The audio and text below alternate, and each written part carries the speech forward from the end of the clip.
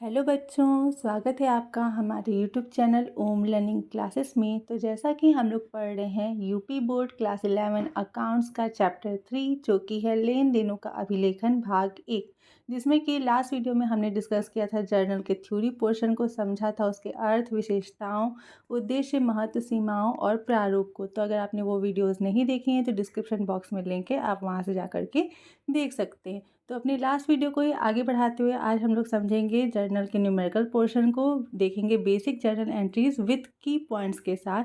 तो देर किस बात की, चलिए जल्दी से वीडियो को शुरू करते हैं। तो देखिए कि कुछ लेन देन दिए हैं, कुछ व्यावसायिक सौदे दिए हुए हैं जिनके आधार पे हमें क्या करना है, अपना जर्नल तैयार करना है। तो इससे पहले कि हम लोग अपनी जर्नल एंट्रीज़ को करें, कुछ स्टेप्स हम आपको बताना चाहते हैं। ये मेरे अपने एक तरीके से स्टेप्स हैं जिसके आधार पे आप जो है वो जर्नल आसानी से कर सकते हैं। सिंपल सा स्टेप है कि आपको करना क्या होगा, कि आपको करना ये है कि सबसे पहले कोई भी जो लेन देन या फिर सौदा दिया हुआ है, ठीक है, जो भी सौदा दिया है उसके अंतर्गत सबसे पहले आपको काम क्या करना है, पहले आप सौदे को पढ़ लेंगे अच्छे से, ठीक है, कि क्या सौदा हुआ है। ठीक, पढ़ने के बाद आप ये देखेंगे सबसे पहले कि कौन से खाते प्रभावित हो रहे हैं, मतलब वो जो सौदा है उस सौदे में कौन से खाते प्रभावित हो। वैसे तो मेनली क्या होते हैं, 2 खाते प्रभावित होते हैं, जिसमें कि हम एक को डेबिट और दूसरे को क्रेडिट करते हैं। कभी कभी ऐसा होता है कि 3 खाते भी प्रभावित होते हैं, लेकिन अभी क्योंकि आज हम लोग की स्टार्टिंग है जर्नल एंट्री की, इसलिए हम आपको 2 खाते वाले ही सौदे जो हैं वो समझाएंगे। ठीक है, तो सबसे पहले हमें देखना है कि जो भी सौदा दिया हुआ है उसमें कौन से 2 खाते प्रभावित हो रहे हैं। तो ये प्रभावित होने वाले खाते, ठीक है। सबसे पहले हमें ये छांटना है, खातों को छांटना, ठीक है। सबसे पहले हमें ये छांटना है कि कौन से 2 खाते प्रभावित हो रहे हैं। ठीक, जब हम लोग ये छांट लेंगे कौन से 2 खाते प्रभावित हो रहे हैं, जैसे हम मान लीजिए कि हम लोग जब कोई सौदा पढ़े तो हमें ये समझ में आ रहा है कि उसमें एक तो नकद यानी कैश खाता, कैश अकाउंट प्रभावित हो रहा है, और दूसरा कोई व्यक्ति, मान लीजिए राम का अकाउंट प्रभावित हो रहा है। ठीक है, तो हमें क्या पता चला किसी व्यवहार को पढ़ने से कि उसमें एक नकद और दूसरा राम, ये 2 खाते प्रभावित हो रहे हैं, यानी कि इनके बारे में हमें एंट्री करनी है। ठीक, दूसरी फिर हम लोग क्या करेंगे, अब ये जो 2 खाते हैं इन खातों की प्रकृति क्या है, यानी कि आपने जो हमारी जो डेबिट और क्रेडिट के नियम की वीडियो थी उसमें आपने देखा होगा कि खाते जो होते हैं वो मेनली 3 भागों में उनको बांटा गया है। एक व्यक्तिगत है, दूसरा अव्यक्तिगत और तीसरा वास्तविक। ठीक है, ये 3 खाते होते हैं। तो ये हमारे इन खातों की एक तरीके से हम लोग प्रकृति मान लेते हैं। तो हमें ये देखना होगा कि ये जो नकद खाता है ये कौन से खाते से संबंधित, व्यक्तिगत खाते से है कि वास्तविक खाते से है कि अवास्तविक खाते से। फिर हम लोग को ये देखना है कि राम जो है वो किस खाते से संबंधित है, व्यक्तिगत से है, अव्यक्तिगत से है कि वास्तविक से। तो हमें दूसरा स्टेप क्या करना है कि खाते की प्रकृति देखनी है कि ये तीनों खातों में से कौन से खाते से संबंधित है, ये दोनों खाते। ठीक, जब हम लोग ये देख लेते हैं कि कौन से खाते संबंधित हैं, तो फिर जो नियम है डेबिट का DR और क्रेडिट का CR, ये शॉर्ट फॉर्म है, डेबिट और क्रेडिट का फिर हम लोग क्या करेंगे, नियम लागू करेंगे। ठीक है, जैसे कि नकद है, नकद हमारा वास्तविक खाते संबंध है। ठीक है, तो वास्तविक खाते में नकद जो है अगर ये बाहर जा रहा है तो इसको हम लोग क्रेडिट करते हैं, अगर ये आ रहा है तो इसे हम लोग क्या करते हैं, डेबिट करते हैं। तो इसके लिए बहुत ज़रूरी है कि आपको डेबिट और क्रेडिट का नियम अच्छे से पता हो। तो प्लीज़ पहले जा कर के आप लोग डेबिट और क्रेडिट की जो वीडियो है हमारी वो डिस्क्रिप्शन बॉक्स में से देख लीजिए, तभी आपको जो है वो आज की वीडियो जो है वो समझ में आएगी। तो आपको 3 स्टेप फॉलो करने, सबसे पहले तो आपको सौदों को अच्छे से पढ़ना है, फिर उसमें से आपको ये छांटना है कि कौन से 2 खाते प्रभावित हो रहे हैं, फिर वो खातों में आपको देखना है कि वो खाते कौन सी प्रकृति के, व्यक्तिगत खाते से रिलेटेड है कि वास्तविक खाते से कि अवास्तविक खाते से। फिर जो जिस भी खाते से वो रिलेटेड है उस खाते का जो भी नियम इन खातों पे लागू होगा वो आपको नियम लागू करके आपको जर्नल एंट्री सिंपल सी कर देनी है। ठीक, तो चलिए अब हम लोग चलते हैं अपने क्वेश्चन की तरफ। तो जो सबसे पहला हमारा लेन देन है, यहाँ पे देखिए हमने डेट मेंशन नहीं किया है, ये हम सिंपल सा बस आपको एग्जांपल जो है वो करवा रहे हैं। तो यहाँ पे डेट हमने मेंशन नहीं किया तो आप उसको इग्नोर कर सकते हैं। ठीक है, तो सबसे पहला सौदा जो है वो है नकद से व्यापार आरंभ किया, नकद से व्यापार आरंभ किया। अब हमें सबसे पहले क्या करना है, हमें उन दोनों खातों को छांटना है जो कि इसमें प्रभावित हो रहे हैं। तो सबसे पहले आपको अगर व्यावसायिक कोई भी लेन देन दिया, अगर उसमें नकद मेंशन है, नकद शब्द मेंशन है, तो आप सबसे पहले तो आप नकद शब्द पे फोकस करिए। ठीक है, तो सबसे पहला आपको क्या हो गया, नकद से व्यापार आरंभ किया, यानी कि पहला खाता जो प्रभावित होगा वो होगा नकद। दूसरा, व्यापार आरंभ किया। व्यापार आरंभ किया यानी कि पूंजी लगाई। ठीक है, व्यापार आरंभ करने का मतलब क्या हुआ कि उसने 50,000 रुपये की पूंजी व्यापार में लगाई है। तो व्यापार आरंभ करने का मतलब हुआ कि उसने पूंजी लगाई है। तो हमारा दूसरा खाता जो प्रभावित हो रहा है वो कौन सा खाता प्रभावित हो रहा है? पूंजी का खाता। ठीक है, हमें दो मेन खाते देखने हैं जिसका कि असर हमारे व्यापार पे पड़ेगा। तो एक, नकद से व्यापार आरंभ किया तो नकद को मेंशन करना जरूरी है, और दूसरा वो नकद क्यों लगाया गया है तो वो पूंजी के तौर पे लगाया गया है, तो इसे मेंशन करना। तो ये दो खाते जो हैं वो हमारे प्रभावित हो रहे हैं। ठीक, अब जो नकद है वो कौन से खाते संबंधित है और जो पूंजी है वो कौन से खाते संबंधित है, हमें ये देखना होगा। तो फिलहाल आपको वो नियम तो याद होने चाहिए, बट यहाँ पे हमें आपको समझाना है, इसलिए हमने यहाँ पर एक ये जो है वो रखा हुआ है नियम के साथ, ताकि आपको समझाने में काफ़ी ज़्यादा आसानी हो। ठीक है, तो देखिए पहला जो है वो है नकद। ठीक है, तो नकद जो है वो होती है व्यापार की संपत्ति, और संपत्ति जो रिलेटेड होती है वो है वास्तविक खाते से। तो हमें क्या समझ में आया कि जो नकद है वो वास्तविक खाते से संबंधित है। वास्तविक खाते का नियम क्या होता है कि व्यवसाय में अगर कोई भी संपत्ति आ रही है तो उसको डेबिट करेंगे, और कोई संपत्ति जा रही है व्यवसाय से बाहर तो उसे क्रेडिट करेंगे। अब क्योंकि नकद से व्यापार आरंभ किया तो पैसा जो है वो व्यापार में लग रहा है, यानी कि पैसा व्यापार में आ रहा है। तो नकद व्यापार में आ रहा है तो क्या होगा? वो डेबिट होगा। तो इस हिसाब से हमें नकद को क्या करना है? डेबिट करना है। ठीक, दूसरा हमारा है पूंजी। ठीक है, तो पूंजी जो है वो हमारे व्यवसाय को, यानी कि जो व्यवसाय का मालिक होता है उसका प्रतिनिधित्व करती है, यानी कि व्यवसाय का नाम न लिख करके हम लोग पूंजी को मेंशन करते हैं। तो यहाँ पर पूंजी जो हो गई वो हमारी व्यक्तिगत खाते से संबंधित हो गई। ठीक है, तो व्यक्तिगत खाते का नियम क्या होता है? पाने वाला पक्ष डेबिट होता है और देने वाला पक्ष जो है वो क्या होता है? क्रेडिट होता है। तो पूंजी जो है वो हमारे व्यवसाय को संबोधित कर रही है, और व्यवसाय क्या है? वो व्यापार में पैसा लगा रहे हैं, यानी कि व्यवसाय पैसा देने वाला हुआ। ठीक है, तो व्यवसाय पैसा देने वाला हुआ तो देने वाले पक्ष को क्या करते हैं? क्रेडिट करते हैं, यानी कि हमारी पूंजी क्या होगी? पूंजी को हम लोग करेंगे क्रेडिट। तो सिंपल से हमारी जनरल एंट्री बन गई ना। हमें क्या करना होता है जनरल एंट्री में? एक पक्ष को डेबिट और दूसरे पक्ष को क्रेडिट करना होता है। तो अब हमें ये पता चल गया कि हमें नकद को डेबिट करना है और पूंजी को क्रेडिट करना है। तो इस आधार पर हमारी जनरल एंट्री क्या बनेगी? तो सिंपल सा है, क्योंकि डेट नहीं लिखा हुआ है तो हम लोग डेट यहाँ मेंशन नहीं किए हैं। फॉर्मेट हमने आपको समझा दिया था, इन द बुक्स ऑफ करेंगे, नाम नहीं दिया था तो ऐसे हम लोग दिखा दिए। पूरा फॉर्मेट बना हुआ है। तो हमारी पहली एंट्री क्या थी? कैश को डेबिट करना था, कैपिटल को क्रेडिट। तो क्या हो जाएगा? Cash account debit to capital account. ठीक है, तो फिर being business started with cash. अब यहाँ पे हमने क्रेडिट की जगह पे टू क्यों यूज़ किया है, इसका जो भी फॉर्मेट कैसे होता है वो हमने आपको पिछली वीडियो में समझाया था। तो अगर आपने वो वीडियो नहीं देखी तो वो वीडियो भी आप जाकर के पहले देख लीजिए, ताकि आपको ये फॉर्मेट भी काफ़ी अच्छे से समझ में आए। तो सिंपल सा हमने जनरल एंट्री क्या किया? कैश अकाउंट को डेबिट किया और टू कैपिटल अकाउंट यानी कैपिटल अकाउंट को क्रेडिट किया। एक छोटा सा नरेशन हम लोग लिखेंगे, big business started with cash, यानी कि नकद से हमने व्यापार प्रारंभ किया, और डेबिट के सामने डेबिट का 50,000 और क्रेडिट के सामने क्रेडिट के कॉलम में 50,000 रुपये हम लोग दिखा देंगे। ठीक है, तो ये था हमारा पहला सौदा। फिर आते हैं अपने दूसरे लेन देन की ओर। तो दूसरा लेन देन है हमारा नकद माल खरीदा 25,000 रुपये का। ठीक है, तो नकद माल खरीदा, तो इसमें भी नकद शब्द है, यानी कि सबसे पहले हम लोग नकद शब्द पे फोकस करेंगे। ठीक, अब दूसरा खाता कौन सा बचा? तो माल खरीदा, यानी कि माल खरीदा जा रहा है, यानी कि परचेस किया जा रहा है। तो परचेस कर रहे हैं हम लोग व्यापार के लिए सामान, तो ये काफ़ी ज़्यादा इंपॉर्टेंट चीज़ हो गई। तो माल खरीदने के लिए हम लोग कौन सा शब्द यूज़ करते हैं? परचेस। तो पहला खाता जो है वो कैश अकाउंट प्रभावित हो रहा है, और दूसरा जो है माल खरीदा जा रहा है, तो माल खरीदने को हम लोग बोलते हैं परचेस। तो दूसरा खाता जो है वो है परचेस अकाउंट, यानी कि दो खाते हमारे कौन कौन से प्रभावित हो रहे हैं? एक कैश अकाउंट और दूसरा परचेस अकाउंट। अब हमें देखना है कि कौन से खाते संबंधित हैं। तो कैश, नकद जो है ये व्यवसाय की संपत्ति होती है, तो ये आपने अभी देखा कि ये किस खाते संबंधित है? ये है वास्तविक खाते संबंधित। और परचेस यानी कि माल खरीदा जा रहा है, तो माल भी जो है वो व्यवसाय की संपत्ति ही होती है एक तरीके से, और ये भी वास्तविक खाते से ही संबंधित है। यानी कि ये जो हमारा सौदा है इसमें ये जो दोनों खाते प्रभावित हो रहे हैं, ये दोनों खाते ही जो है वो वास्तविक खाते से संबंधित है। अब डेबिट कौन होगा, क्रेडिट कौन होगा?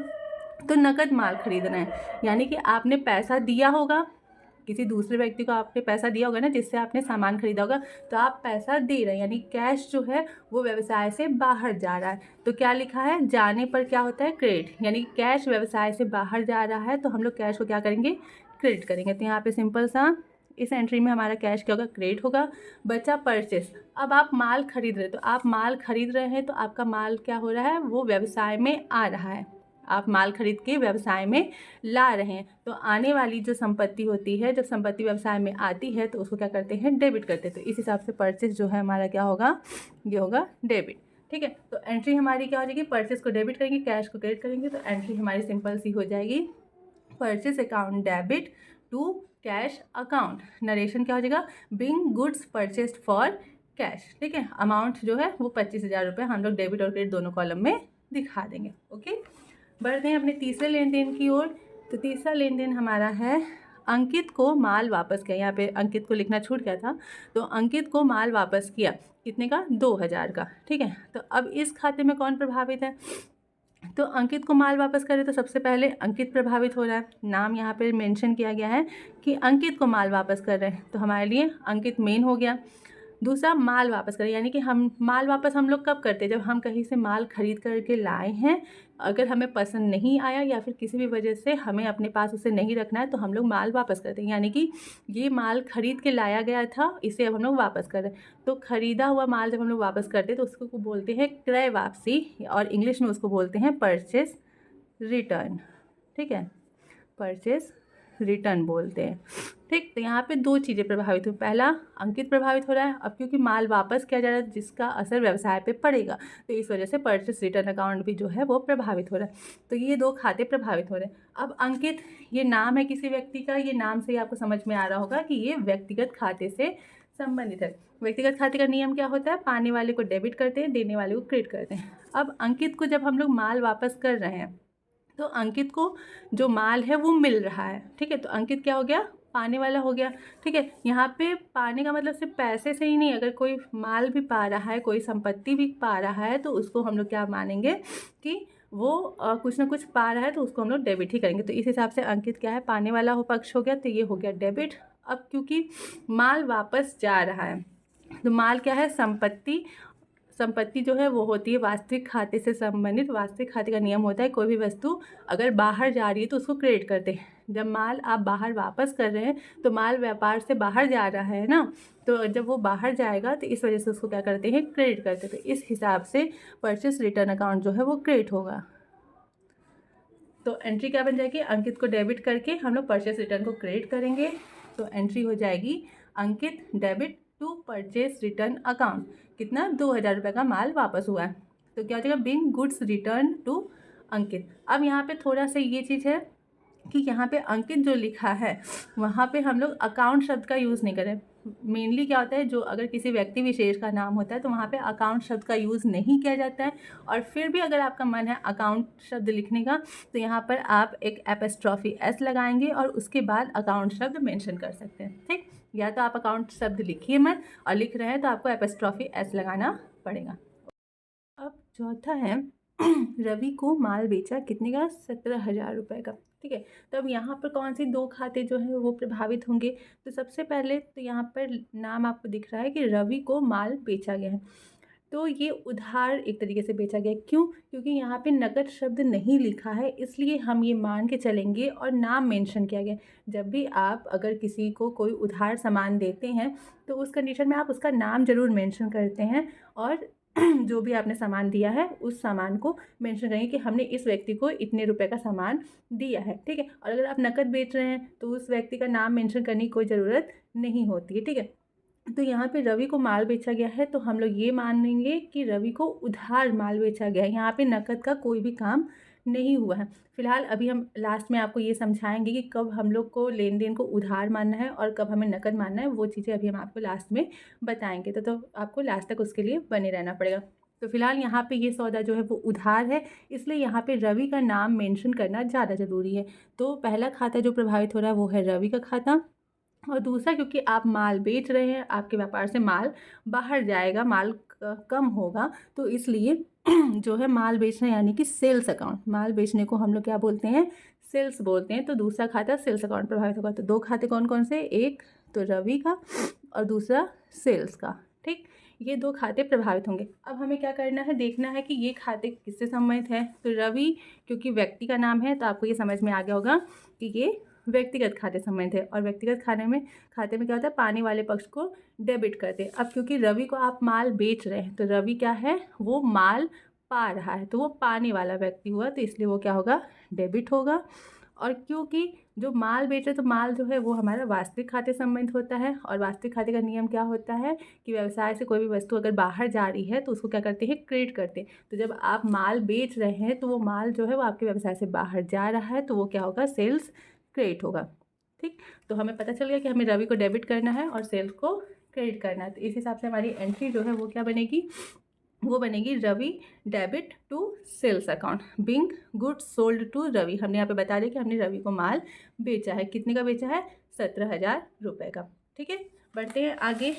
तो जो हमारा 5वां लेन देन है वो है रवि ने माल लौटाया, यानी कि हमने अभी क्या किया था, रवि को माल बेचा था, उसमें से कुछ माल जो है वो रवि को पसंद नहीं आया, या फिर किसी भी वजह से रवि क्या कर रहा है, वो हमें वापस कर रहा है कि हमें आपका 3,000 रुपये का माल जो है वो नहीं चाहिए। यानी कि 17,000 का माल हमने बेचा था, उसमें से वो 14,000 का सामान अपने पास रख ले रहा है, 3,000 का सामान जो है वो हमें वापस कर दे रहा है। तो जब वो हमें वापस कर रहा है, तो इस कंडीशन में यहाँ पे भी हमें ये पता होना चाहिए कि हमें सामान कौन वापस कर रहा है। तो ज़रूरी क्या हो गया, रवि का नाम। तो पहला खाता कौन सा प्रभावित हो रहा है, रवि का। दूसरा, हमारे पास माल वापस आ रहा है। ठीक है, हमने जो माल बेचा था वो माल हमारे पास वापस आ रहा है। तो बेचा हुआ माल जब हमें वापस मिलता है तो उससे हम लोग अकाउंट्स के लैंग्वेज में बोलते हैं विक्रय वापसी, यानी कि सेल्स रिटर्न। ठीक है, तो यहाँ पे कौन सा खाता प्रभावित होगा, सेल्स रिटर्न। ठीक, जब हमने खरीदा हुआ माल जब वापस किया तो उसे बोलते हैं परचेस रिटर्न, और जब बेचा हुआ माल हमारे पास वापस आता है तो उसको बोलते हैं सेल्स रिटर्न। ओके, अब यहाँ पे हमें ये देखना है कि किस खाते को डेबिट करेंगे और किस खाते को क्रेडिट करेंगे। तो सिंपल से यहाँ पे हम लोग बिना नियम को देखे हुए करते हैं। तो रवि ने माल लौटाया, तो सबसे पहले रवि व्यक्तिगत खाते संबंधित है, और रवि माल लौटा रहा है, यानी कि रवि हो गया देने वाला।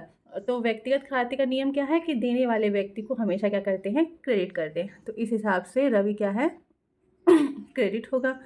अब क्योंकि माल लौटाया जा रहा है वहाँ से, तो माल हमारे पास व्यापार में वापस आ गया है 3,000 का। तो माल जो है वो है वास्तविक खाते संबंधित। वास्तविक खाते का नियम क्या होता है कि कोई भी वस्तु या संपत्ति व्यापार में अंदर आ रही है तो उसको हम लोग क्या करते हैं, डेबिट करते हैं। तो वो किसी भी रीज़न से आए उससे हमें मतलब नहीं है, आखिर में वो संपत्ति व्यापार में आ रही है ना, तो इसलिए उसको हम लोग क्या करते हैं, डेबिट करते हैं। व्यापार में कोई भी संपत्ति आती है तो उसको डेबिट करते हैं। तो इस हिसाब से हमारी एंट्री क्या हो जाएगी, एंट्री हो जाएगी हमारी sales return account debit to Ravi. ठीक, sales return account debit to Ravi हम लोग कर देंगे। Being goods return from Ravi, Ravi से हमें माल वापस मिला है, कितने का, 3,000 रुपये का। ओके, ठीक, बढ़ते हैं आगे। आगे हमारा जो सौदा है वो है 6वां सौदा है, फर्नीचर खरीदा गया। फर्नीचर खरीदा गया है कितने का, 10,000 रुपये का। तो यहाँ पे कोई भी नाम भी मेंशन नहीं है और नकद शब्द भी नहीं लिखा गया है, तो हम लोग सिंपली मान के चलेंगे कि ये नकद ही सौदा है। इस मामले में भी कौन सा नकद सौदा होता है, कौन सा उधार, ये भी हम आपको लास्ट में बताएंगे। तो फिलहाल ये यहाँ पे नकद है कि फर्नीचर ख़रीदा है, उसने 10,000 रुपये दिए, जो भी सामने जिस भी शॉप से उसने ख़रीदा वहाँ पे उसने 10,000 रुपये दिए और उसके बदले में 10,000 का फर्नीचर लिया है। तो सबसे पहले तो आपको ये यहाँ पे समझ में आना चाहिए कि फ़र्नीचर आप ख़रीद रहे हैं तो फ़र्नीचर आपकी मतलब कि जो है वो मेन चीज़ हो गई जो कि प्रभावित होगा। तो फर्नीचर अकाउंट पहला हमारा प्रभावित होगा। ठीक, दूसरा क्या प्रभावित होगा, अब आपने फर्नीचर ख़रीदा, उसके बदले में आपने कैश दिया, और कैश जो है वो किसी भी व्यवसाय का एक अहम हिस्सा होता है। तो दूसरा खाता क्या प्रभावित होगा, कैश अकाउंट। अब यहाँ पे हम लोग को ये देखना है कि कौन सी चीज़ें डेबिट होगी, कौन सी क्रेडिट। अब फर्नीचर क्या है, ये है संपत्ति, और संपत्ति किस खाते से संबंधित होती है, वास्तविक खाते से। वास्तविक खाते में नियम क्या है, कोई भी वस्तु व्यापार में आ रही है तो उसको क्या करते हैं, डेबिट। और आप फर्नीचर खरीद रहे हैं, तो फर्नीचर खरीद रहे हैं तो फर्नीचर आपके व्यवसाय में आ रहा है, तो आने वाली वस्तु क्या होगी, डेबिट। दूसरा है कैश, कैश भी हमारी संपत्ति है, संपत्ति वास्तविक खाते से संबंधित होती है, और कोई भी संपत्ति बाहर जाती है तो उसको क्या करते हैं, क्रेडिट। अब आप सामान फर्नीचर खरीदे हैं तो अपने पास से आप पैसा शॉप पे दे रहे हैं, तो आपके व्यापार से 10,000 रुपये बाहर गया ना, तो जाने वाली संपत्ति को क्या करते हैं, क्रेडिट करते हैं। ठीक, तो हमारा फर्नीचर हो जाएगा डेबिट और कैश हो जाएगा क्रेडिट। इस हिसाब से हमारी एंट्री क्या बनेगी, furniture account debit to cash account. ठीक, 10,000 रुपये हम लोग अमाउंट में मेंशन कर देंगे। बिंग फर्नीचर परचेस, तो ये हमारे सिंपल से फर्नीचर खरीदने की एंट्री हो जाएगी। फिर है दीपक को पुराना फर्नीचर बेचा गया है।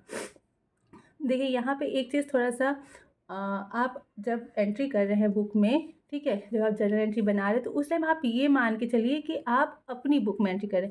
आप ये मत मानिए कि हम कंपनी के बुक में एंट्री करें। आप ये मानिए कि ये बिज़नेस मेरा है, ये मेरे सौदे हुए हैं, मेरे बिज़नेस के सौदे हुए हैं और हम उसके लिए एंट्री करें। तो जब आप अपने आप को बिजनेसमैन मान के, जब अपने आप को आप ओनर मान करके बुक में एंट्री करेंगे तो आपके लिए उस एंट्री को, उस सौदे को समझना काफ़ी ज़्यादा आसान हो जाएगा। ठीक है, तो जैसे यहाँ पे हमने अभी आपको बताया फर्नीचर खरीदा, तो हमने क्या समझाया आपको कि आपने फर्नीचर खरीदा है। ठीक है, हम ये अगर बार बार हम लोग ये सोचेंगे कि बिजनेसमैन ने खरीदा है, बिजनेसमैन ने पैसे दिए, तो थोड़ा सा नियम को समझने में कठिनाई होगी। अगर आप ये समझिए कि मेरा बिजनेस है, ये सौदे हमने किए हैं, तो आप अपनी बुक में जर्नल एंट्री कर रहे हैं तो आपको जो है जर्नल एंट्री करने में काफ़ी आसानी होगी। ठीक है, तो बढ़ते हैं आगे। 7वां हमारा लेन देन क्या हुआ है कि दीपक को पुराना फर्नीचर बेचा गया है 3,000 रुपये का। ठीक है, यानी दीपक कोई व्यक्ति है जिसको कि हमारे कंपनी में कोई पुराना फर्नीचर रखा हुआ था, वो हमने उसको सेल किया है 3,000 रुपये का। तो इस कंडीशन में क्या एंट्री होगी? तो सबसे पहले कि यहाँ पे भी नाम मेंशन है और नकद शब्द का यूज़ नहीं हुआ है, तो हम लोग ये मानेंगे कि ये सौदा जो है ये उधार हुआ है, इसमें पैसा अभी तुरंत में हमें नहीं मिला है, बाद में मिलेगा। तो इस कंडीशन में जो नाम है व्यक्ति का ये इम्पॉर्टेंट हो जाता है। तो पहला अकाउंट जो है वो है दीपक का खाता प्रभावित होगा। ठीक, दूसरा, आप उसको फर्नीचर बेच रहे हैं, फर्नीचर आपके व्यवसाय की संपत्ति है, तो आपके व्यवसाय की संपत्ति के बारे में कोई कार्य होगा तो आप उसको मेंशन ज़रूर करेंगे। तो फर्नीचर बेचना जो है उसकी वजह से आपका फर्नीचर खाता प्रभावित होगा। ठीक, तो ये 2 खाते हमारे प्रभावित होंगे। अब किसे डेबिट करें, किसे क्रेडिट करें? तो आप दीपक को बेच रहे हैं, तो आपको व्यक्तिगत खाते का नियम तो मेरे हिसाब से याद हो गया होगा। व्यक्तिगत खाते में क्या होता है, दीपक व्यक्ति है तो व्यक्तिगत खाते संबंधित है, और व्यक्तिगत खाते का नियम होता है पाने वाले को डेबिट करते। तो दीपक को आप फर्नीचर बेच रहे हैं, तो दीपक को फर्नीचर क्या हो रहा है, मिल रहा है, तो मिलने वाले व्यक्ति को क्या करते हैं, डेबिट, यानी कि पाने वाले व्यक्ति को क्या करते हैं, डेबिट। दूसरा खाता है हमारा फर्नीचर। फर्नीचर हमारे व्यवसाय की संपत्ति होती है, और संपत्ति जो है वो वास्तविक खाते संबंधित होती है। वास्तविक खाते का नियम क्या होता है कि बाहर कोई भी वस्तु या संपत्ति व्यवसाय से बाहर जा रही है तो उसको हम लोग क्रेडिट करते हैं। तो आप फर्नीचर बेच रहे हैं तो फर्नीचर आपके व्यवसाय से बाहर जा रहा है, तो आप उसको क्या करेंगे, क्रेडिट करेंगे। ठीक, सिंपल सा, दीपक को डेबिट करना है और फर्नीचर को क्रेडिट करना है। इस हिसाब से जो हमारी एंट्री बनेगी वो बनेगी Deepak debit to furniture account being old furniture sold to Deepak, यानी कि जो अभी उसने 10,000 का फर्नीचर नया खरीदा था वो उसने नहीं बेचा है। ठीक है, उसने कोई पुराना फर्नीचर उसके पास पहले से था, उसने वो फर्नीचर बेचा है। तो इसलिए यहाँ पे ओल्ड फर्नीचर आपको मेंशन करना जरूरी है, क्योंकि आपके सौदे में लिखा है कि उसने पुराना फर्नीचर बेचा है। कितने में, 3,000 में। ठीक, उसके बाद कौन सा सौदा हुआ है, तो 8वां है वेतन दिया गया है 1,000 रुपये। ठीक, वेतन दे रहे हैं, जैसे आप कि आपका कोई शॉप है, ठीक है, आप छोटा सा मान लीजिए आपका कोई शॉप है, आपने अपने शॉप पे किसी एक लड़के को रखा है जो कि सामान बेचता है या फिर शॉप में आपकी मदद करता है। उसके लिए आप उसको मंथ के एंड में कुछ पैसे देते हैं। ठीक, अब जाहिर सी बात है आपकी शॉप पे वो काम कर रहा है तो उसके लिए आप कुछ ना कुछ उसको सैलरी, तो कुछ ना कुछ उसको पेमेंट तो देंगे। तो वो पेमेंट जो आप उसको दे रहे हैं आपके लिए वो क्या हो गया, एक तरीके का खर्च हो गया, जिसे हम लोग अकाउंट्स की लैंग्वेज में व्यय बोलते हैं, एक्सपेंसेस बोलते हैं। ठीक है, तो एक तरीके का खर्च हो गया। तो वेतन क्योंकि खर्च है और खर्च जो है आपके व्यवसाय के लिए हो रहा है, तो ये इम्पॉर्टेंट है। तो यहाँ पे पहला चीज़ जो प्रभावित होगा खाता वो है सैलरी, यानी कि वेतन। वेतन को इंग्लिश में क्या बोलते हैं, सैलरी अकाउंट। ठीक है, सैलरी का खाता प्रभावित होगा। दूसरी चीज़, अब आप वेतन किस रूप में देते हैं, वेतन अगर आप किसी को दे रहे हैं, किसी व्यक्ति को, या फिर पैसा दे रहे हैं, तो पैसा किस रूप में देते हैं, कैश के रूप में, नकद के रूप में, या फिर बैंक के रूप में, मतलब बैंक से आप पेमेंट कर दे रहे हैं। ठीक है, तो यहाँ पे क्योंकि बैंक शब्द का जब तक यूज़ ना हो या फिर चेक शब्द का यूज़ ना हो तब तक हम लोग ये मानते हैं कि पैसा जो है वो कैश में ही दिया गया है। तो इसलिए क्योंकि वेतन दिया गया है, ये एक एक्सपेंस है, इसलिए सैलरी अकाउंट प्रभावित होगा। और ये किस रूप में दिया गया, तो ये कैश के रूप में दिया गया, तो इससे हमारे व्यवसाय की संपत्ति कम होगी, हमारे व्यवसाय का कैश जो है वो कम होगा, तो इसलिए कैश अकाउंट प्रभावित होगा। ठीक, ये दोनों खाते प्रभावित होंगे। अब सैलरी जो है ये क्या है, ये एक व्यय है, और व्यय जो है ये हमारा नाम मात्र खाते से संबंधित होता है, ठीक है। और नाम मात्र खाते का नियम क्या है कि जो भी व्यय होता है उसको हम लोग क्या करते हैं, डेबिट करते हैं। तो सिंपल सा, कोई भी अगर खर्च आप कर रहे हैं व्यवसाय में तो वो क्या होगा, डेबिट होगा। तो इस वजह से यहाँ पे सैलरी को हम लोग आग बंद करके डेबिट कर देंगे, ठीक। दूसरा है कैश। कैश व्यवसाय की संपत्ति है, और वास्तविक खाते का नियम होता है कि कोई भी संपत्ति व्यवसाय से बाहर जा रही है तो उसको करते हैं हम लोग क्रेडिट। अब क्योंकि आप सैलरी दे रहे हैं तो पैसा जो है वो आपके व्यवसाय से बाहर जा रहा है, तो वो क्या हो जाएगा, क्रेडिट। तो हमारा कैश अकाउंट हो जाएगा क्रेडिट। इस हिसाब से हमारी जर्नल एंट्री क्या बनेगी, तो सैलरी अकाउंट डेबिट करेंगे to cash account being salary paid, कितना रुपए, 1000 रुपये, ठीक, ये दिखा देंगे। फिर क्या है, महेश को मजदूरी दी। महेश को कितनी मजदूरी दी, 500 रुपये। अब यहाँ पे थोड़ा सा आपको ये समझना है कि महेश को दी जा रही है मजदूरी, इससे हमें कोई फ़र्क नहीं पड़ता है। मतलब कि कोई भी हम लोग एक्सपेंस करो, उसमें अगर किसी व्यक्ति का नाम दिया हुआ है तो उससे हमें कोई ख़ास फ़र्क नहीं पड़ता है, क्योंकि व्यवसाय में अगर कोई एक्सपेंस हो रहा है तो वो एक्सपेंस जो है वो मेनली कैसे होता है, नकद रूप में होता है। आप किसी को वेतन दे रहे हैं, मजदूरी दे रहे हैं, कमीशन दे रहे हैं, ब्याज दे रहे हैं, किराया दे रहे हैं, कुछ भी दे रहे हैं, तो आप कैसे देंगे, पैसे में ही देंगे। तो यानी कि वो सौदा क्या हुआ, नकद हुआ। और नकद सौदा जब भी होता है तो उस कंडीशन में किसी भी व्यक्ति का नाम जो है वो कोई ख़ास मायने नहीं रखता। तो इस कंडीशन में हमें महेश को इग्नोर करना है। मतलब हमें इससे मतलब नहीं कि हमने किसे मजदूरी दी, हमें इससे मतलब है कि हमने मजदूरी दी है। तो पहली बात कि मजदूरी दे रहे हैं तो मजदूरी एक खर्चा है, खर्चा है, इसलिए मजदूरी को इंग्लिश में बोलते हैं वेजेस। तो वेजेस अकाउंट जो हमारा प्रभावित होगा, ठीक। मजदूरी जो है एक खर्चा है, इसलिए वेजेस अकाउंट प्रभावित होगा। अब क्योंकि ये मजदूरी हम लोग कैश में देंगे, ठीक है, कैसे देंगे, पैसे में देंगे यानी कैश में देंगे, तो दूसरा अकाउंट हमारा कैश अकाउंट प्रभावित होगा। अब यहाँ पे महेश का कोई जगह बच रहा है, नहीं बच रहा है। आपको मजदूरी देने से मतलब है कि आपने मजदूरी दी तो नकद में दी तो नकद प्रभावित हुआ, और मजदूरी व्यय है तो इसलिए आपके लिए वेजेस अकाउंट भी प्रभावित होना मायने रखता है, ठीक है। तो अब इस वजह से हमारे यहाँ दो खाते प्रभावित हो रहे हैं, एक वेजेस और दूसरा कैश। अभी आपने ऊपर देखा कि कोई भी जो व्यय होता है वो हमारा अवास्तविक खाते संबंधित होता है, और अवास्तविक खाते के अंदर हम लोग व्यय को क्या करते हैं, डेबिट करते हैं, ठीक है। तो जैसे सैलरी एक व्यय था, वैसे वेजेस यानी कि मजदूरी भी एक व्यय है, इसलिए व्यय को, वेजेस को डेबिट करेंगे। और सेम व्यय जो है वो हम लोग कैसे करें, कैश में कर रहे हैं, यानी कि कैश जो हमारी संपत्ति है वो व्यवसाय से बाहर जा रही है, तो व्यवसाय से बाहर जाने वाली संपत्ति को क्या करते हैं, क्रेडिट करते हैं। तो इसलिए कैश को हम लोग क्या करेंगे, क्रेडिट करेंगे। तो इसके लिए जो हमारी जर्नल एंट्री बनेगी वो क्या होगी, wages account debit to cash account being wages paid to Mahesh. हम लोग नरेशन में उसको जो है मेंशन कर देंगे कि हमने महेश को दिया, लेकिन हमें एंट्री में महेश को मेंशन करने की कोई ज़रूरत नहीं है, ठीक है। तो अमाउंट हम लोग दिखा देंगे। इसके बाद हमारा नेक्स्ट सौदा है वो है रमेश से किराया मिला, ठीक है। रमेश कोई व्यक्ति है जिससे कि हमें क्या हुआ है, किराया मिला है। तो दो चीज़ यहाँ पे है, एक रमेश से मिला है, दूसरा किराया मिला। तो सबसे पहले आप किराया मिलने पे फोकस करिए। किराया क्या है, आपको कोई किराया दे रहा है, जैसे आपने अपना कोई रूम जो है वो रेंट पे दिया हुआ है, तो जो उस रूम में जो लोग रहते हैं उन्होंने आकर के आपको महीने के एंड में अपने रूम का रेंट दिया, तो रेंट आपको मिला, तो आपकी क्या हुई, इनकम हुई, आपको आय मिला, ठीक है। तो रेंट आपको मिल रहा है, तो किराया मिल रहा है, तो सबसे पहले कौन सा खाता प्रभावित हुआ, रेंट। किराए को इंग्लिश में बोलते हैं रेंट, तो रेंट अकाउंट हमारा प्रभावित हो रहा है, ठीक। अब क्योंकि ये इनकम है, ठीक, और वो हमें किराया किस रूप में दे रही होंगी, वो हमें दे रही होंगी कैश के रूप में, क्योंकि यहाँ पे बैंक या चेक का तो कोई भी शब्द मेंशन हुआ नहीं है, तो हम क्या मानेंगे कि हमें कैश में किराया मिला है। तो सबसे पहले तो हमें इनकम हुई, वो इनकम किस रूप में हुई है, तो वो हमें कैश में मिली है। तो दूसरा खाता क्या होगा, यहाँ पे भी कैश अकाउंट प्रभावित होगा, ना कि रमेश का, ठीक है। अभी हमने आपको ऊपर बताया कि किसी भी व्यक्ति विशेष का व्यय और आय के संबंध में किसी भी व्यक्ति विशेष का नाम मायने नहीं रखता, वहाँ पे कैश का ज़्यादा इंपॉर्टेंस रखा जाता है, और वो आय या व्यय किस रूप में हो रहा है उस रूप को ज़्यादा हम लोग इंपॉर्टेंस देते हैं। तो यहाँ पे आय जो हो रही है वो हमें रेंट के रूप में हो रही है, यानी हमें किराया मिल रहा है, तो हम लोग रेंट अकाउंट को मेंशन करेंगे। और दूसरा वो रेंट अकाउंट, वो आय जो है वो हमें कैश में मिल रही है, तो दूसरा हमारा जो है वो कैश अकाउंट मेंशन होगा, ना कि रमेश, ठीक। अब दूसरी चीज़, रेंट अकाउंट हमारा किस अकाउंट से रिलेटेड है। तो सबसे पहले आप यहाँ पे ये देखिए, किराया आपको मिल रहा है, तो ये यहाँ पे आपका व्यय नहीं है, यहाँ पे ये इनकम है, यानी कि आपकी आय है। ठीक है, तो किराया मिल रहा है तो किराया आपकी आय हो गई। और कोई भी आय जो है वो हमारे नाम मात्र खाते से संबंधित होती है।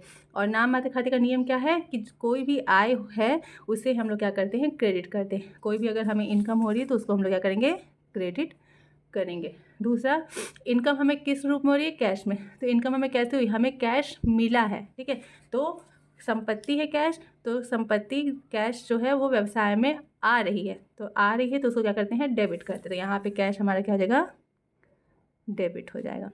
ओके, तो इस हिसाब से हमारी एंट्री क्या हो जाएगी, रेंट को क्रेडिट करेंगे और कैश को डेबिट करेंगे।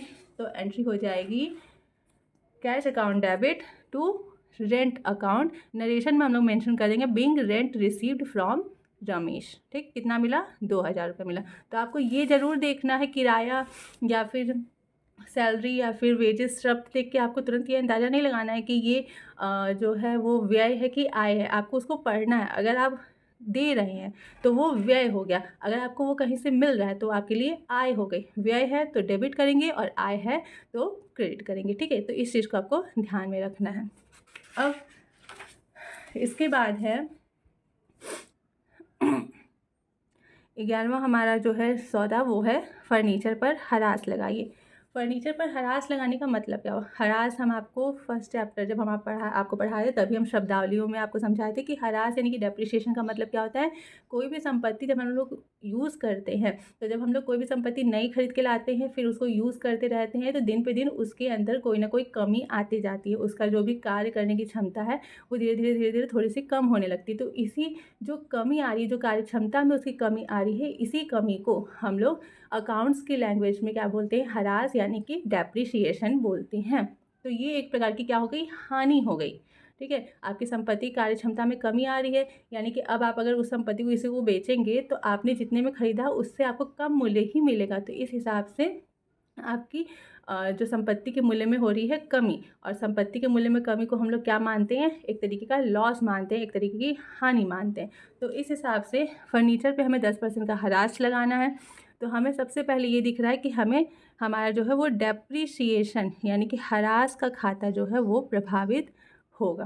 ठीक है, सबसे पहला अकाउंट जो है वो डेप्रिसिएशन अकाउंट प्रभावित होगा। दूसरा क्या प्रभावित होगा, ये डेप्रिसिएशन किस पे लग रहा है, फर्नीचर पे लग रहा है। ठीक है, तो दूसरा खाता जो है वो प्रभावित होगा फर्नीचर। यहाँ स्पेस नहीं है इसलिए हम शॉर्ट फॉर्म में लिख दे रहे हैं, दूसरा खाता फर्नीचर का अकाउंट प्रभावित होगा।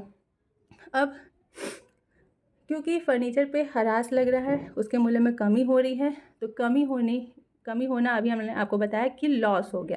ठीक है, आपके संपत्ति के मूल्य में कमी हो रही है तो लॉस हो रहा है। तो लॉस यानी कि हानि हो रही है, और कोई भी हानि जो है वो हमारे नाम मात्र खाते से संबंधित होती है। तो इसके अंतर्गत किसी भी प्रकार की हानि को हम लोग क्या करते हैं, डेबिट करते हैं। ठीक है, यानी कि जो डेप्रिसिएशन है ये क्या होगा, डेबिट होगा। बचा फर्नीचर। फर्नीचर के मूल्य में कमी आ रही है, यानी कि एक तरीके से मान लीजिए बोला है फर्नीचर पर 10% का हरास लगाइए, तो 10% का जो हरास लगाना है, अभी आपने ऊपर जो है यहाँ पर फर्नीचर खरीदा है 10,000 का। ठीक है, आपको ये ध्यान देना है कि अगर आपको यहाँ पे कोई वैल्यू नहीं दी हुई है तो यानी कि पहले आपने कहीं पे आपको वैल्यू दी होगी, तब आपको यहाँ पर डायरेक्टली ऐसे हरास लगाने के लिए बोला है। तो फर्नीचर आपने 10,000 का खरीदा है, इसी 10,000 के फर्नीचर पर 10% का हरास लगाना है। तो सिंपल सा 10,000 का 10% कैसे निकालेंगे, 10,000 का 10%, इस तरीके से हम हरास निकालेंगे। तो कितने का डेप्रिसिएशन हो गया, 1,000 का, यानी कि फर्नीचर के मूल्य में 1,000 रुपये की कमी आई है। ठीक, तो अब हमें ये समझना है कि हमें 1,000 रुपये की कमी आई है। तो फर्नीचर के मूल्य में 1,000 की कमी आ रही है, तो इसको एक तरीके से हम मानते हैं कि हमारी संपत्ति जो है वो व्यवसाय से बाहर जा रही है। किसी भी तरीके से आपकी संपत्ति के मूल्य में अगर कमी आ रही है तो उसको एक तरीके से हम लोग ऐसे सोचते हैं कि वो संपत्ति हमारे व्यवसाय से बाहर जा रही, तभी तो कम हो रही है। ठीक है, तभी कम हो रही है। तो इस वजह से बाहर जाने वाली जो संपत्ति होती है उसको हम लोग वास्तविक खाते के अंतर्गत क्या करते हैं, क्रेडिट करते हैं। ठीक, संपत्ति के मूल्य में कमी आ रही है उसको हम लोग कैसे सोचते हैं कि वो संपत्ति हमारे व्यवसाय से बाहर जा रही है, इसलिए उस संपत्ति के मूल्य में कमी आ रही है। मेन रीज़न डेप्रिसिएशन है वो तो हमने दिखा दिया। फिर हमें फर्नीचर को जो है उसको क्रेडिट करना है, तो कैसे करेंगे? तो ये हम लोग मानेंगे कि फर्नीचर जो है वो व्यवसाय से बाहर जा रहा है, इसलिए फर्नीचर के मूल्य में कमी आ गई है, तो उस फर्नीचर को क्या कर देंगे? क्रेडिट कर देंगे। तो यहाँ पे सिंपल सा फर्नीचर क्रेडिट हो जाएगा। ओके, तो एंट्री क्या हो जाएगी? डेप्रिसिएशन अकाउंट को डेबिट करेंगे टू फर्नीचर अकाउंट करेंगे, जैसा कि आप यहाँ पर देख सकते हैं। Depreciation account debit to furniture account, being 10% depreciation imposed on furniture, यानी कि फर्नीचर पे 10% का डेप्रिसिएशन लगाया गया है, तो ये 1000 रुपये हम लोग दिखा देंगे। ओके, फिर नेक्स्ट है, थोड़ा सा आप यहाँ पे ये भी देख लीजिए, जैसे यहाँ पे 10% लिखा है तो हमें परसेंटेज निकालना पड़ा। कभी कभी क्वेश्चन में सिंपली लिखा रहता है फर्नीचर पर 1000 रुपये का हरास लगाइए, मशीन पर 2500 रुपये का हरास लगाइए, तो आपको वहाँ पे निकालने की ज़रूरत नहीं है, वहाँ पे आप डायरेक्टली 2500 रुपये मेंशन कर देंगे। तो अगर आपको डायरेक्टली अमाउंट दिया है तो आप अमाउंट दिखाएंगे, अमाउंट ना देकर के परसेंटेज दिया है तो आपको परसेंटेज निकालना पड़ता है। ओके, नेक्स्ट है पूंजी पर ब्याज 2500 रुपये। अब पूंजी पर ब्याज क्या होता है? सिंपल सा, हम लोग जब एंट्री करते हैं तो हम लोग एंट्री बिजनेस की बुक में करते हैं, यानी कि जो व्यवसाय है, आपने पढ़ा होगा पृथक व्यवसाय की अवधारणा, उसमें व्यवसाय को एक अलग पर्सन मानते हैं और जो बिजनेसमैन यानी कि जो व्यवसायी है उसको एक अलग पर्सन मानते हैं, और जो एंट्री होती है वो बिजनेस की बुक में होती है, ना कि बिजनेसमैन के। ठीक है, तो हम लोग बिजनेस की बुक में एंट्री कर रहे हैं। तो बिजनेस की बुक में जब हम लोग एंट्री करते हैं तो इसको आप थोड़ा सा समझिए, जैसे कि एक मिनट, जैसे कि ये है XYZ कंपनी, ये है बिजनेस, और ये है A जो है बिजनेस मैन। ठीक है, अब हमें एंट्री करनी है वो इसकी बुक में करनी है। ठीक है, जो जो व्यक्ति है, जो ओनर है, ठीक है, इसने जो है वो 20,000 रुपये से अपना व्यापार आरंभ किया है। इसने अपना पैसा 20,000 व्यवसाय में लगाया, जिसको हम लोग क्या बोलेंगे? कैपिटल बोलेंगे। अब क्योंकि इसने अपना पैसा व्यवसाय में लगाया है, तो वो जो उसने पैसा लगाया उस पर उसको जो है वो जब उसका बिजनेस चलेगा तो जो प्रॉफिट होगा वो तो अलग बात है। ठीक है, लेकिन ये हम लोग कंपनी के केस में देखते हैं। ठीक है, ऐसा कब होता है? ये कंपनी का केस है, जब कंपनी होती है, कोई बड़ी कंपनी होती है जिसमें कई सारे लोग जो है वो मिल करके कंपनी चलाते हैं, तो उस कंडीशन में क्या होता है, जो प्रॉफिट है वो अलग चीज़ है, बट उसने जो पैसा लगाया उस पैसे पर उसको एक निश्चित दर से हर साल या फिर हर महीने, मेनली ये सालाना होता है, हर साल कुछ अमाउंट जो है वो उसके खाते में किया जाता है। जैसे 20,000 रुपये उसने लगाया, तो हम लोग बोलते हैं कि 10% जो है, कंपनी का नियम है कि कंपनी में जितना भी जिन लोगों ने पैसा लगाया है उनको उनके पैसे का 10% ब्याज जो है वो हर साल उनके खाते में मतलब कि जमा होते जाएगा। तो 20,000 का 10% निकालेंगे तो कितना हो जाएगा? 2,000 रुपये। ठीक है, तो ये जो 2,000 रुपये है ये कंपनी देगी किसको? उसके स्वामी को। ठीक है, कंपनी किसको देगी? जो कंपनी का स्वामी है उसको देगी। बट क्योंकि हम लोग कंपनी की बुक में एंट्री कर रहे हैं तो ये कंपनी के लिए एक तरीके से क्या हो गया, जो कंपनी ब्याज दे रही है, ये ब्याज देना क्या हो गया? एक तरीके से एक्सपेंस हो गया, यानी कि खर्च हो गया। कंपनी को 10% जो 2,000 रुपये अपने प्रॉफिट में से निकाल करके उसके स्वामी को देना पड़ रहा है, तो ये कंपनी की बुक में एंट्री करे, इसलिए ये कंपनी के लिए क्या हो गया? खर्च हो गया। तो पूंजी पर ब्याज, पूंजी पर ब्याज जो होता है ये क्या होता है? कंपनी के लिए एक तरीके से खर्च होता है, और जो भी खर्च होता है ये अवास्तविक खाते यानी कि व्यय जो है, व्यय, कोई भी व्यय जो है वो अवास्तविक खाते समय होता है, और अवास्तविक खाते का नियम क्या होता है कि हर प्रकार की व्यय को डेबिट करते हैं, तो इसीलिए पूंजी पर ब्याज को क्या किया जाएगा? डेबिट किया जाएगा। अब दूसरी चीज़, क्योंकि ये जो पूंजी पर ब्याज है ये दोबारा जाकर के पूंजी में ही जोड़ दिया जाता है, यानी कि इस ब्याज को व्यवसायी जो है वो बाहर निकालता नहीं है, यानी कि पैसा जो है वो व्यवसाय में से बाहर नहीं जाता, सिर्फ एक एंट्री होती है और वो पैसा जाके अकाउंट में जुड़ जाता है, बट उस पैसे को अकाउंट में से कैश नहीं किया जाता है। ठीक है, वो एकदम लास्ट में होता है जब कंपनी बंद होने वाली हो या फिर ऐसा कोई कंडीशन हो। तो ये जो 2,000 रुपये का ब्याज लगा है ये 2,000 रुपये जाके इस 20,000 में जुड़ जाएगा, तो अब कंपनी की पूंजी जो है वो हो जाएगी 22,000। ठीक है, अब कंपनी की पूंजी क्या हो जाएगी? वो हो जाएगी 22,000। तो क्योंकि ये 2,000 रुपये पहले तो कंपनी को देना पड़ा है इसलिए ये खर्च हो गया, तो ये डेबिट हो गया। अब क्योंकि ये 2,000 रुपये जाके वापस से पूंजी में जुड़ जाएगी और पूंजी हमारी बढ़ जाएगी, तो ये कंपनी को क्या हो गया, एक तरीके से प्रॉफिट हो गया। हमारी पूंजी बढ़ी तो कंपनी को क्या हुआ, प्रॉफिट हो गया। इसलिए पूंजी खाते को क्या करते हैं, क्रेडिट कर देते हैं। ठीक है, पूंजी खाते को क्या करते हैं, क्रेडिट करते हैं, क्योंकि हमारा पूंजी बढ़ रहा है, प्रॉफिट हो रहा है, तो हम लोग उसको क्या करते हैं, क्रेडिट कर देते हैं।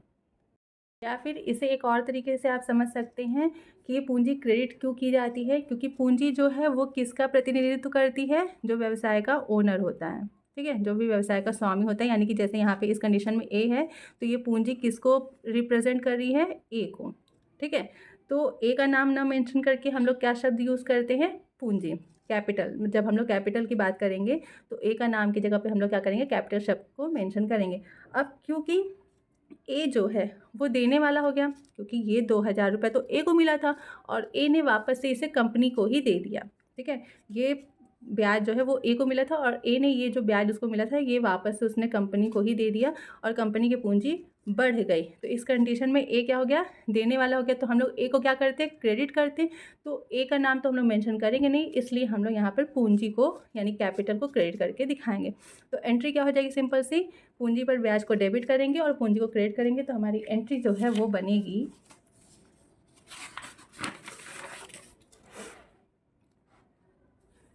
Interest on capital account debit to capital account. अब क्योंकि हमारा अमाउंट दिया हुआ था 2,500 रुपये का, तो ये 2,500 रुपये हम लोग सिंपल सा दिखा देंगे। और अगर अमाउंट ना दे करके परसेंटेज दिया है तो हमें पूंजी का परसेंट निकाल करके तब दिखाना होगा। ठीक है, अब लास्ट हमारा एक सौदा बचा है, वो क्या है, लिखा है आहरण 10,000 रुपये। अब आहरण क्या होता है, हमने आपको समझाया है पहले ही कि आहरण का मतलब क्या होता है, जब व्यवसाय का जो स्वामी है वो व्यवसाय में से कोई भी सामान या फिर पैसा, ठीक है, व्यवसाय का पैसा या फिर व्यवसाय की कोई भी वस्तु जो है वो अपने पर्सनल यूज़ के लिए, अपने परिवार के यूज़ के लिए व्यवसाय से निकालता है, तो उसे हम लोग क्या बोलते हैं, आहरण, जिसे इंग्लिश में हम लोग बोलते हैं ड्राइंग। अब यहाँ पे आहरण लिखा है 10,000 रुपये, कोई भी चीज़ यहाँ पे मेंशन नहीं हुई है कि उसने सामान निकाला है या फिर पैसा, तो हम लोग मान के चलेंगे कि उसने पैसा निकाला है 10,000 रुपये। ठीक है, तो आहरण जो है ये व्यवसाय के स्वामी को रिप्रेजेंट कर रहा है। ठीक है, किसे रिप्रेजेंट कर रहा है, व्यवसाय के स्वामी को। तो व्यवसाय का स्वामी क्या कर रहा है, वो पैसा निकाल रहा है। ठीक है, तो सबसे पहले यहाँ पे कौन सा खाता प्रभावित हो रहा है, वो है कैश अकाउंट। ठीक, सबसे पहला खाता प्रभावित हो रहा है वो है कैश अकाउंट, कि पैसा निकल रहा है। दूसरा कौन निकाल रहा है, व्यवसाय का स्वामी निकाल रहा है। अब व्यवसाय के स्वामी का नाम तो हम लोग डायरेक्टली लिखते नहीं है, तो किसका नाम लिखेंगे, वो पैसा निकाल रहा है, तो यानी कि वो आहरण कर रहा है, ड्राइंग कर रहा है, तो उसको रिप्रेजेंट कौन करेगा, ड्राइंग अकाउंट। व्यवसाय के स्वामी को कौन रिप्रेजेंट करेगा, ड्राइंग अकाउंट उसको रिप्रेजेंट करेगा। अब देखिए, क्योंकि व्यवसाय का स्वामी व्यवसाय से पैसा निकाल रहा है, तो जो कैश है वो व्यवसाय से बाहर जा रहा है, तो बाहर जाने वाली संपत्ति को क्या करते हैं, क्रेडिट करते हैं। ठीक है, तो यहाँ पर हमारा कैश अकाउंट सिंपल सा क्या हो जाएगा, क्रेडिट हो जाएगा। बात करते हैं ड्राइंग अकाउंट की। ड्राइंग अकाउंट हमारे व्यवसाय के स्वामी को रिप्रेजेंट कर रहा है, तो व्यवसाय का स्वामी क्या कर रहा है, पैसा पा रहा है, पैसा पाने वाला व्यक्ति हो गया, और पाने वाले को क्या करते हैं, डेबिट करते हैं। अब क्योंकि हम व्यवसाय के स्वामी को नहीं लिखेंगे, उसके जगह पर हम लोग ड्राइंग शब्द का यूज़ करेंगे, इस वजह से ड्राइंग शब्द जो है वो हमारा डेबिट हो जाएगा। ठीक, और दूसरा रीज़न ड्राइंग को डेबिट करने का ये है, पहला रीज़न क्या है कि ये व्यवसाय के स्वामी को रिप्रेजेंट कर रहा है और व्यवसाय का स्वामी यहाँ पर पाने वाला है, तो पाने वाले को डेबिट कर दिए। दूसरा रीज़न ड्राइंग को डेबिट करने का क्या है कि जब व्यवसाय में से पैसा निकल रहा है बाहर, तो व्यवसाय की जो पूंजी है वो कम हो रही है। ठीक है, तो व्यवसाय की पूंजी में कमी आ रही, तो ये एक तरीके का हमारे लिए लॉस भी हो गया, और लॉस को हम लोग क्या करते हैं, डेबिट करते हैं। तो ये दो रीज़न है जिसकी वजह से यहाँ पर ड्राइंग अकाउंट डेबिट होगा। तो एंट्री क्या हो जाएगी, drawing account debit to cash account. जैसा कि यहाँ पे हमने एंट्री की हुई है, drawing account debit to cash account. और क्या नरेशन है, being cash withdrawn by the proprietor for personal use. Proprietor मतलब जो ओनर है, जो मालिक है, उसके द्वारा अपने पर्सनल यूज़ के लिए कैश क्या किया गया है, निकाला गया है। कितना, 10,000 रुपये। ठीक है, तो ये कुछ बेसिक जर्नल एंट्रीज थी जो कि हमने आपको, अभी शुरुआत था इसलिए हमने आपको बहुत इजी जर्नल एंट्री करवाई है। अभी नेक्स्ट वीडियो में और आगे आने वाली कुछ वीडियोज़ में हम जो है वो स्पेशल कुछ जो जर्नल एंट्रीज होती है जिसमें ज़्यादा समझने की जरूरत होती है, उन सबको भी आपको आगे सॉल्व करवाते चलेंगे। ठीक है, तो ये हमारा कुछ आज का जर्नल एंट्री था। लास्ट में क्या करते हैं, जब हम लोग जर्नल बना लेते हैं, सारी एंट्रीज हो जाती है, तो लास्ट में यहाँ पर बस टोटल करते हैं और यहाँ पर लास्ट में दोनों कॉलम का आप टोटल करेंगे। तो हम यहाँ टोटल करना भूल गए, आप लोग का ये एक तरीके से होमवर्क है। आप लोग इसे टोटल करके देखिएगा कि दोनों साइड का योग जो है वो बराबर आना चाहिए। डेबिट के कॉलम का योग पूरा यहाँ लिखेंगे और क्रेडिट के कॉलम का योग पूरा यहाँ लिखेंगे, और ये लास्ट में 2 लाइनों से ये जो है वो जर्नल बंद हो जाता है। ठीक, तो ये कुछ हमारी जर्नल एंट्रीज थी। अब कुछ जो बेसिक नियम थे, बेसिक एक तरीके से नोट्स थे, वो हम आपको बोले थे बताने के लिए, तो अब उस पर एक नज़र देख लेते हैं।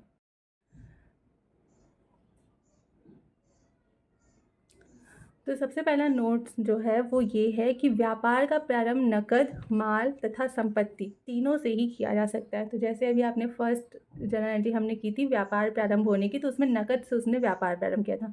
तो सिर्फ नकद का ही नहीं, कोई व्यक्ति के पास पहले से कोई स्टॉक है, कोई माल है, तो उसका यूज़ कर सकता है वो अपना व्यापार प्रारंभ करने में। कोई संपत्ति जैसे फर्नीचर हो गया, मशीनरी हो गई, या फिर कोई भी संपत्ति उसके पास पहले से है, तो वो संपत्ति को व्यापार में लगा सकता है। और क्योंकि वो स्टार्टिंग में लगाई जा रही है व्यापार में, इसलिए वो व्यापार की पूंजी कहलाएगी। ठीक है, तो जैसे नकद था तो हमने कैश अकाउंट को डेबिट किया था।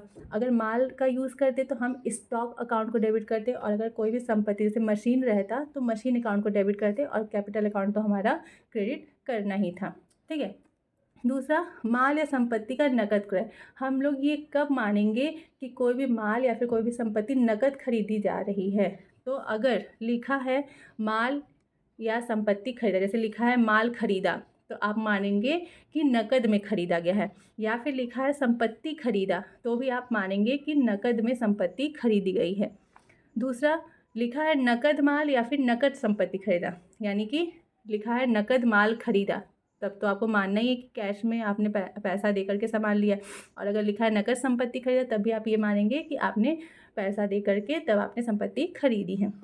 तीसरा है व्यक्ति विशेष से नकद माल या फिर नकद संपत्ति खरीदा, यानी कि जैसे लिखा है राम से 500 रुपये का माल नकद खरीदा, तो यहाँ पे इस लेन देन में राम को भी मेंशन किया गया है, नकद शब्द को भी मेंशन किया गया है। तो यहाँ पर आप किस पे फोकस करेंगे? नकद शब्द पे। यहाँ पे आपको राम को इग्नोर करना है और नकद शब्द को फोकस करना है। तो आप ये मानेंगे कि नकद माल खरीदा गया है। तो आप सिंपल से जैसे अभी हम लोग पीछे एंट्री की थी cash account debit, purchase account debit to cash account, वैसे ही हम लोग यहाँ पे करेंगे। या फिर लिखा है राम से हमने मशीन नकद खरीदा, तो आप क्या मानेंगे? आपने नकद मशीन खरीदी है, तो आप नकद और मशीन को मतलब ये दोनों खाते प्रभावित होंगे, वहाँ पे राम का कोई भी जो है महत्व नहीं है। ठीक है, तो ये 3 तरीके से अगर कोई भी लेन देन या सौदा लिखा हुआ है तो उस जगह पे आप मानेंगे कि ये लेन देन या सौदा जो है वो नकद हुआ है। ठीक, अब उसके बाद है कि माल या संपत्ति का उधार क्रय। आप ये कब मानेंगे कि कोई भी माल या फिर कोई भी संपत्ति उधार खरीदी गई है?